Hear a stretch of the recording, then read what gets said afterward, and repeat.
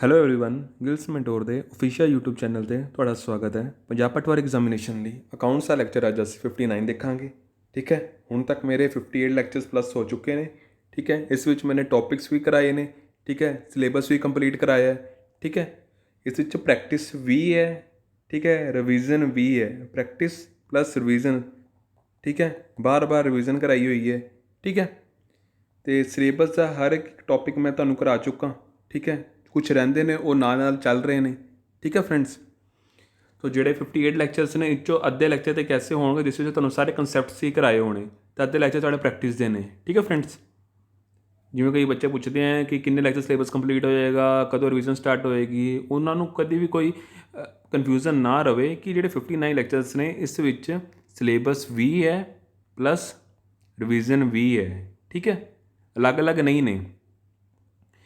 ਅਤੇ ਮੈਂ ਬੱਚਿਆਂ ਨੂੰ ਦੱਸਣਾ ਚਾਹੁੰਦਾ ਕਿ ਤੁਹਾਡੇ ਜਿੰਨੀ ਵੀ ਕੋਈ ਤੁਹਾਡੀ ਕਮੈਂਟ 'ਚ ਕੋਈ ਕੁਆਰੀ ਪੁੱਛੀ ਹੁੰਦੀ ਹੈ, ਕੋਈ ਆਨਸਰ ਦਿੱਤਾ ਹੁੰਦਾ, ਉਸ ਦੀ ਮੈਂ ਐਕਸਪਲੇਨੇਸ਼ਨ ਤੁਸੀਂ ਉਹਦਾ ਰਿਪਲਾਈ ਦੇਖੋਗੇ ਤਾਂ ਤੁਹਾਨੂੰ ਪਤਾ ਲੱਗੇਗਾ ਕਿ ਮੈਂ ਉਸ 'ਚ ਰਿਪਲਾਈ ਕਰ ਰਹੀ ਹਾਂ। ਠੀਕ ਹੈ, ਠੀਕ ਹੈ ਫਰੈਂਡਸ, ਜਿਹੜੇ ਬੱਚੇ ਨੇ ਮੇਰੇ ਸ਼ੁਰੂਆਤ ਵਾਲੇ ਲੈਕਚਰ ਦੇਖੇ ਨੇ, ਪਹਿਲਾ, ਦੂਜਾ, ਤੀਜਾ, 4th 5th 6th, ਠੀਕ ਹੈ, ਉਸ ਤੋਂ ਬਾਅਦ ਦੇ ਜਿਹੜੇ ਲੈਕਚਰਸ ਨੇ ਨਾ ਉਹ ਵੀ ਜ਼ਰੂਰ ਕੰਟੀਨਿਊ ਰੱਖੋ।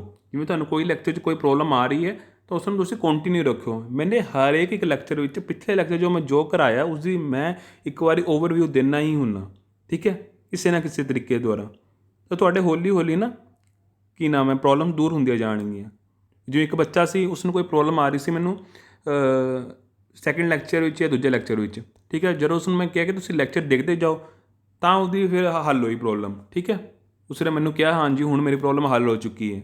ਤਾਂ ਇਸੇ ਤਰੀਕੇ ਨਾਲ ਫਿਰ ਤੁਹਾਨੂੰ ਦੱਸਣਾ ਚਾਹਾਂਗਾ, ਜੇ ਤੁਸੀਂ ਕੰਟੀਨਿਊ ਰੱਖੋਗੇ ਨਾ, ਹਰੇਕ ਲੈਕਚਰ ਦੇਖਦੇ ਜਾਓਗੇ ਤਾਂ ਤੁਹਾਡਾ ਲਿੰਕ ਬਣੇਗਾ। ਠੀਕ ਹੈ, ਅਕਾਊਂਟਿੰਗ ਐਸੀ ਚੀਜ਼ ਹੈ ਜਿਹਦੇ 'ਚ ਮੈਂ ਇਹ ਹਰੇਕ ਲੈਕਚਰ 'ਚ ਮੈंने ਰਿਵੀਜ਼ਨ ਹੀ ਵੀ ਕਰਾਈ ਹੋਈ ਹੈ। ਠੀਕ ਹੈ ਨਾ, ਸਪੋਜ਼ ਕਰੋ ਜਿਵੇਂ ਪਹਿਲੇ ਲੈਕਚਰ ਤੁਹਾਨੂੰ ਪ੍ਰੋਬਲਮ ਹੈ, ਛੱਡਣਾ ਨਹੀਂ ਹੈ ਉੱਥੇ, ਨਾ ਦਿਨ ਦੂਜਾ ਲੈਕਚਰ ਦੇਖੋ, ਤੀਜਾ ਲੈਕਚਰ ਦੇਖੋ, ਚੌਥਾ ਦੇਖੋ। ਠੀਕ ਹੈ, ਪੰਜਵਾਂ ਦੇਖੋ, ਉਸ ਤੋਂ ਬਾਅਦ ਅੱਗੇ ਚੱਲੋ।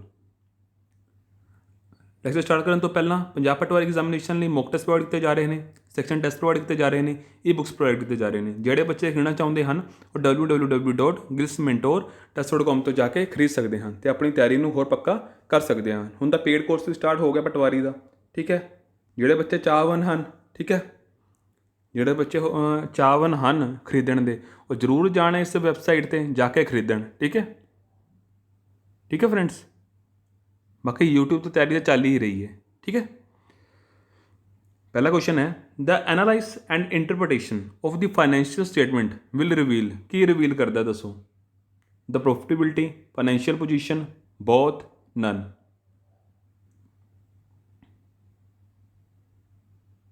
5 ਸੈਕਿੰਡ ਤੁਹਾਡੇ ਕੋਲ।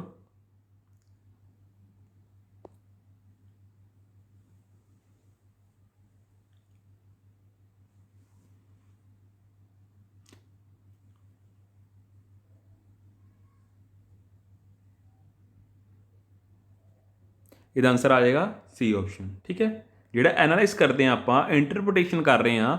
ਠੀਕ ਹੈ, of the financial statement the, statement ਜਿਵੇਂ PL ਅਕਾਊਂਟ, ਬੈਲੈਂਸ ਸ਼ੀਟ। ਠੀਕ ਹੈ, ਇਹਨਾਂ ਦੀ ਜਦੋਂ ਮੈਂ ਫਾਈਨੈਂਸ਼ੀਅਲ ਸਟੇਟਮੈਂਟ ਦੀਆਂ ਐਨਾਲਾਈਜ਼ ਕਰਦਾ, ਉਹਨਾਂ ਨੂੰ ਮੈਂ ਇੰਟਰਪ੍ਰੀਟੇਟ ਕਰਦਾ, ਤਾਂ ਮੈਂ ਪ੍ਰੋਫਿਟੇਬਿਲਿਟੀ ਅਤੇ ਫਾਈਨੈਂਸ਼ੀਅਲ ਪੋਜੀਸ਼ਨ ਦੇਖਣ ਲਈ ਕਰਦਾ। ਠੀਕ ਹੈ, ਤਾਂ ਉਹਦਾ ਆਨਸਰ ਆ ਜਾਏਗਾ ਸੀ। ਅਗਲਾ ਕੁਐਸਚਨ ਹੈ the rearrangement of the accounting figures and the methodical classification of data. ਮੈਂ ਰੀਅਰੇਂਜਮੈਂਟ ਕਰ ਰਿਹਾ ਫਿਗਰਸ ਨੂੰ ਅਤੇ ਉਹਦੇ ਮੈਥਮੈਟਿਕ ਕਲਾਸੀਫਿਕੇਸ਼ਨ ਆਫ ਡਾਟਾ ਨੂੰ ਮੈਂ ਮੈਥਡੀਕਲੀ ਕਲਾਸੀਫਿਕੇਸ਼ਨ ਕਰ ਰਿਹਾ, ਤਾਂ ਮੈਂ ਉਸਨੂੰ ਕੀ ਕਹਾਇਆ ਜਾਏਗਾ? ਜਿਸ ਵਿੱਚ ਮੈਂ ਫਿਗਰਸ ਨੂੰ ਰੀਅਰੇਂਜਮੈਂਟ ਕਰ ਰਿਹਾ ਅਤੇ ਮੈਥਡਲੀ ਮੈਂ ਕਲਾਸੀਫਿਕੇਸ਼ਨ ਕਰ ਰਿਹਾ ਡਾਟਾ ਦੀ, ਉਹਨੂੰ ਮੈਂ ਕੀ ਕਹਾਂਗਾ? ਇੰਟਰਪ੍ਰੀਟੇਸ਼ਨ ਕਹਾਂਗਾ, ਸਮਰਾਈਜ਼ ਕਹਾਂਗਾ, ਐਨਾਲਾਈਜ਼ ਕਹਾਂਗਾ ਜਾਂ ਨਨ ਕਹਾਂਗਾ?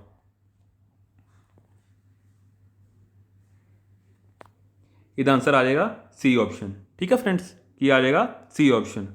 ਅਗਲਾ ਕੁਐਸਚਨ ਹੈ ਦ process of explaining the meaning, significance and relationship between two financial factors is cold. The process of explaining the meaning, significance and relationship between the two financial factors is called। ਕਿਨ ਕੀ ਕਵਾਂਗੇ ਆਪਾਂ ਉਸਨੂੰ?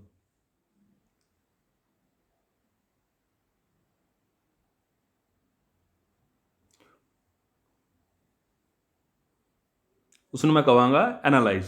ਠੀਕ ਹੈ, अगला question है which of the following technique of financial statement analyse, इस चो किहड़ी टेक्निक मैं यूज़ करदा फाइनेंशियल स्टेटमेंट एनालाइज लई दसो। Common size statement, comparative statement, trend analysis, all of the above.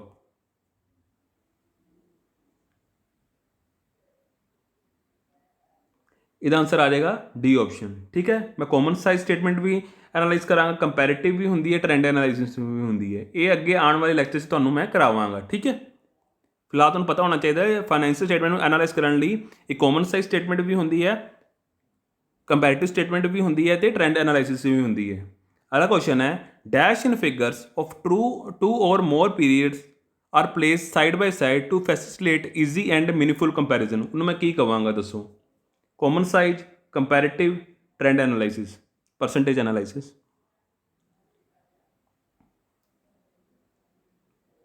इसका आंसर आ जाएगा बी ऑप्शन। ठीक है, कंपैरेटिव स्टेटमेंट एनालिसिस। ठीक है, अगला क्वेश्चन है dash are required to show figures to the previous year figures of the financial statements. की चीज़ रिक्वायर होंगी है, ठीक है, to show the figures of the previous year figure of the financial statement. दसो मतलब कि किसनों रिक्वायरमेंट होंगी है, कहने का भाव कह रहा है कि किसनों रिक्वायरमेंट होंगी है required to show the figures of the previous year figures of the financial statement. ज़्यादातर किसनों रिक्वायर्ड होंगी है दसो। पार्टनरशिप फॉर्म नूं, कोऑपरेटिव नूं, कंपनी नूं, गौरमेंट कंपनी नूं।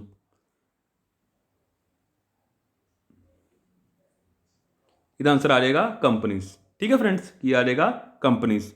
अगला क्वेश्चन है what is shown by the comparative balance sheet. Comparative balance sheet की शो कर दी है 2 years balance sheet figures, increase or decrease in figures, percentage of increase or decrease figures, या all of the above.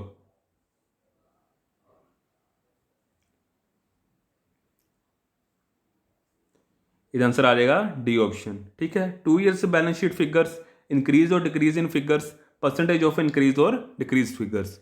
अगला question है the comparative income statement. Comparative income statement show the increase or decrease of dash over the previous year. जी comparative income statement होंगी है सानू ਜਾਂ ਵੱਧ ਰਿਹਾ ਕੁਝ ਜਾਂ ਕੁਝ ਘਟ ਰਿਹਾ dash of the previous year की दसदा हो कि किहड़ी चीज़ वध रही है, किहड़ी चीज़ घट रही है। सेल बारे दसदा है, प्रॉफिट बारे दसदा है, एक्सपेंस बारे दसदा है, या ऑल ऑफ दी अबव बारे।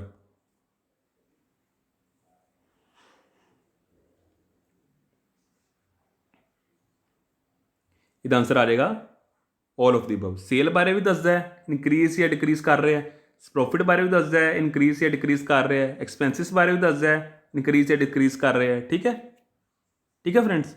अगला क्वेश्चन है the technique of converting figures into percentage. The technique of converting figures into percentage in some common base is called. दसो ratio analysis, common size statement analysis, trend percentage is none.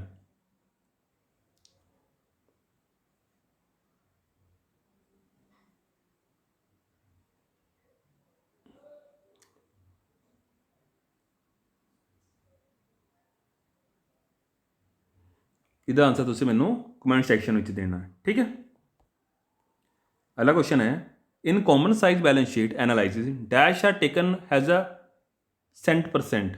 दसो common size एक एक चीज़ मैं percentage लैना, दसो %% लैना मैं। दसो टोटल एसैट नूं, फिक्स्ड एसैट नूं, टोटल कैपिटल नूं।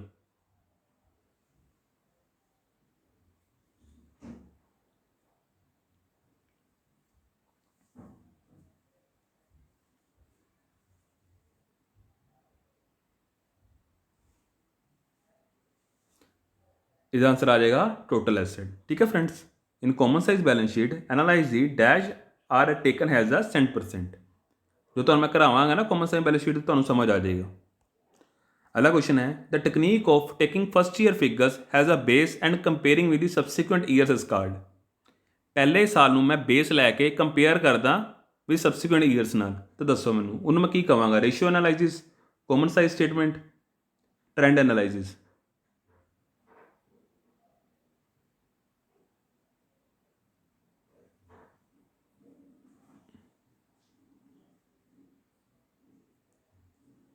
इसमें मैं कहूँगा ट्रेंड एनालिसिस। ठीक है फ्रेंड्स, अगला क्वेश्चन है the ratio analysis is the technique of dash of the financial statement. Analyse, interpretation, both या none.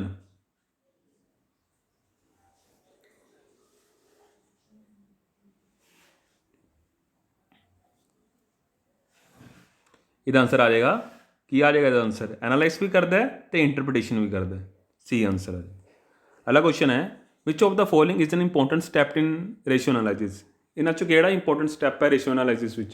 Calculation of the ratios, comparison, interpretation, deal all of the above.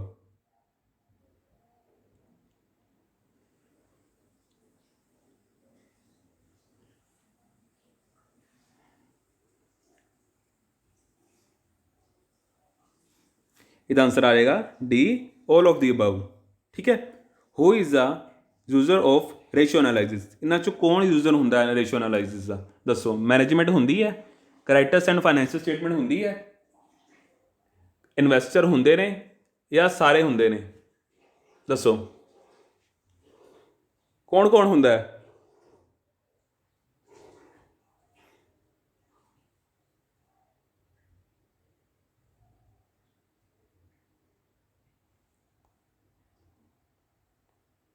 सोचो।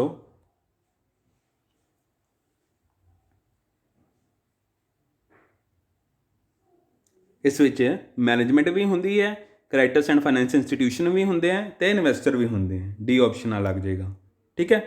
अगला question है which of the following technique show the financial condition of the business in simplified manner. विचों किहड़ी techniques मैनू simple तरीके नाल मेरे business बारे दस दिंदी हैं, उसकी फाइनेंशियल कंडीशन बारे दसो। Balance sheet, ratios, cash fund flow, none.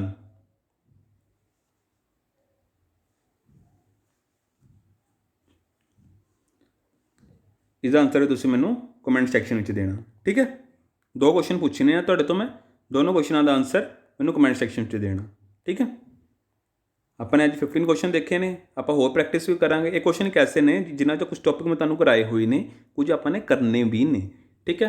मैं तुहानूं नवे क्वेश्चन तां कराउंदा हुंदा कि तुहानूं भी थोड़ी बहुती नॉलेज हो जाए। ठीक है।